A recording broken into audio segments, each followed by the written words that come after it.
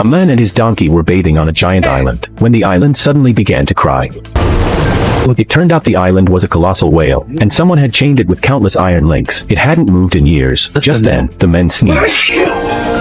He suddenly had an idea to rescue the giant whale. It turned out the donkey wasn't an ordinary donkey but a flying donkey. The men rode the flying donkey, and they flew toward the whale's nose. Then, the donkey used its magical wings to tickle the whale's nasal cavity.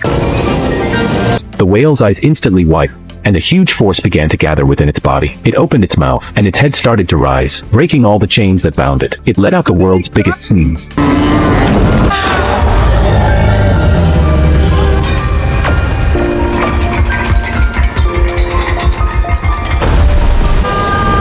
And the bed, the donkey, and many ships were all spewed from its mouth.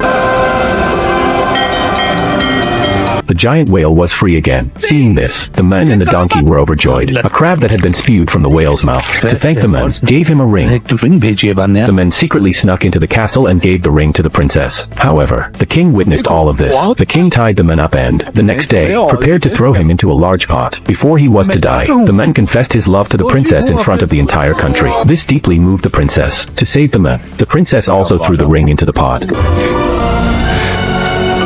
Unexpectedly, the men miraculously came back to life. Everyone believed it was God's will. To prove himself, the king jumped into the water and was carried away by a bubble. The men and the princess lived happily ever after.